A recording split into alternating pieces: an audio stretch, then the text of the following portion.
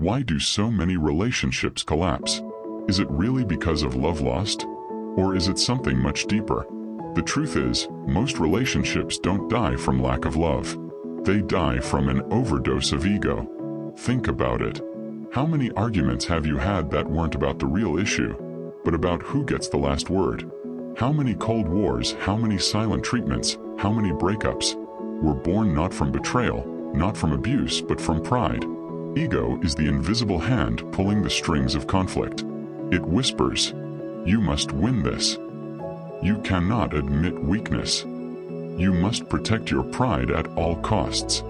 But the Stoics knew something powerful, that ego is not strength, it is slavery.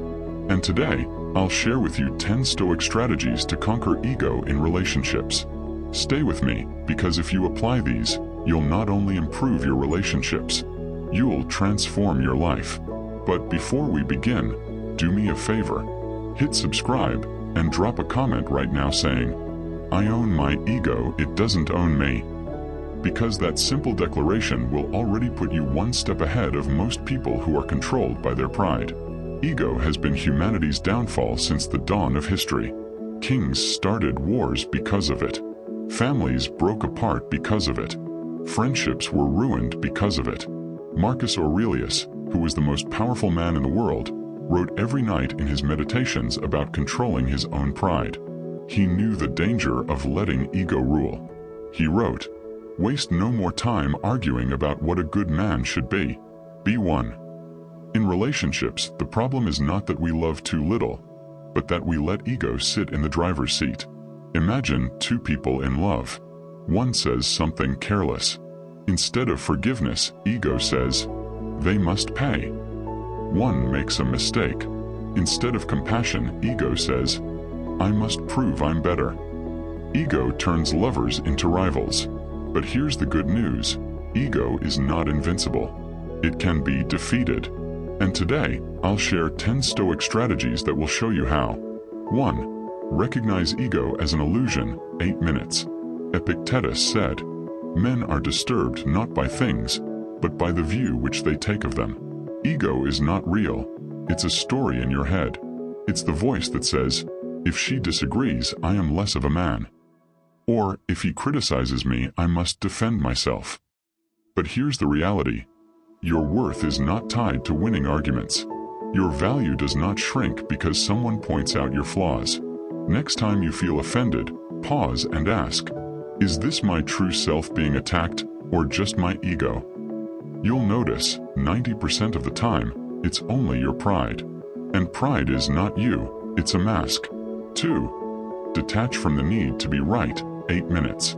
Seneca once wrote, "We are more often frightened than hurt, and we suffer more from imagination than from reality." In relationships, we often fear being wrong. Why? Because our ego believes that if we lose the argument, we lose respect. But in truth, respect comes not from winning, but from wisdom. Sometimes the strongest thing you can say is, "You may be right." Think of Socrates, who was considered the wisest man of his time. When told this, he replied, "The only thing I know is that I know nothing." His humility made him powerful. In your next disagreement, instead of trying to prove your point, try to fully understand theirs. Say, "Explain it to me as if I were your student." You'll be surprised how quickly the fire of ego dies when it is not fed. 3. Practice the pause, 7 minutes.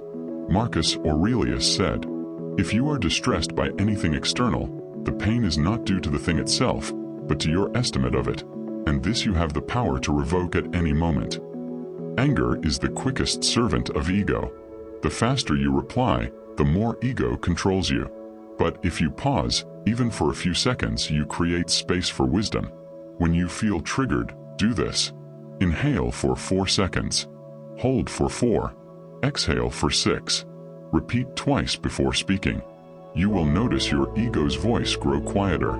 4. Value understanding over dominance. 7 minutes. Ego says, "I must dominate." Love says, "I must understand." The Stoics prized wisdom above all things. And wisdom often comes not from speaking, but from listening. Zeno, the founder of Stoicism, said, "We have 2 ears and 1 mouth, so that we can listen twice as much as we speak." In your next argument, ask yourself, am I trying to win or to understand? Choose understanding, because understanding builds bridges, while dominance builds walls. 5. Train indifference to insults, 8 minutes. Epictetus said, "If someone speaks ill of you, the only thing that matters is if it is true. If it is true, change yourself. If it is false, ignore it." Most fights in relationships start because of insults, real or perceived. But if you can train indifference to words, ego loses its grip.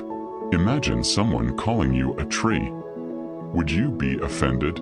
No, because you know it's absurd. So why let other words control your peace?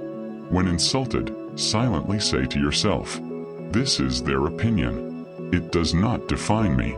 This keeps your dignity intact, and ego starves without reaction. 6. Turn conflict into training, 6 minutes. Marcus Aurelius wrote, "The impediment to action advances action. What stands in the way becomes the way." Every conflict is training for the soul. Instead of seeing arguments as curses, see them as opportunities to practice patience, humility, and wisdom. After each disagreement, reflect, what did this teach me about myself? If you learn even one small lesson, the conflict becomes growth, not destruction. 7. Use silence as a weapon, 8 minutes. Seneca said, "The greatest remedy for anger is delay." Silence is not weakness. It is strength. When someone expects a reaction and you give none, you hold the power. Cato the Younger, a Roman Stoic, was famous for his unshakable calm. Enemies insulted him publicly, but he remained silent. In the end, they looked foolish, not him. Next time your partner tries to bait you, respond with calm silence and a gentle smile. Ego cannot survive without fuel. 8. Kill ego with gratitude, 7 minutes. Gratitude and ego cannot coexist. When you are grateful, you are humble. When you are humble, ego dies. Whenever you feel pride rise during conflict, pause and name 3 things you are grateful for in your partner. Even in the heat of battle, gratitude cools the flame of ego. 9. Live for virtue, not validation, 7 minutes. Epictetus taught, "Seek not the favor of the multitude, but the testimony of your own conscience." If you live for validation, likes, praise, compliments, your ego will always be hungry. But if you live for virtue, kindness, justice, courage, wisdom, you are untouchable. Each morning, ask yourself, today, will I seek to be praised or to be virtuous? Choose virtue, and ego has no place to hide. 10. Remember death. Memento Mori, 10 minutes. Marcus Aurelius constantly reminded himself of mortality. You could leave life right now. Let that determine what you do and say and think. When you remember that life is short, ego seems absurd. Do you want your last words to your partner to be an insult? Do you want your final memory together to be an ego battle? Each night, whisper to yourself, "If I do not wake tomorrow, did I love well today?" This destroys ego instantly. So we return to the truth. Ego is the greatest enemy of love. It creates walls where there should be bridges. It turns lovers into rivals. But the Stoics gave us the tools to master it. To recap, here are the 10 ways. Recognize ego as illusion. Detach from being right. Practice the pause. Value understanding. Train indifference. Turn conflict into training. Use silence. Practice gratitude. Live for virtue. Remember death. If you practice these daily, ego will lose its grip on you, and your relationships will transform. So here's what I want you to do right now. Hit subscribe, because more Stoic wisdom is coming. Comment below, "I own my ego, it doesn't own me." And share this with someone whose relationship is struggling. Because remember, he who conquers his own ego is greater than he who conquers cities. Master ego. Master love. Master life.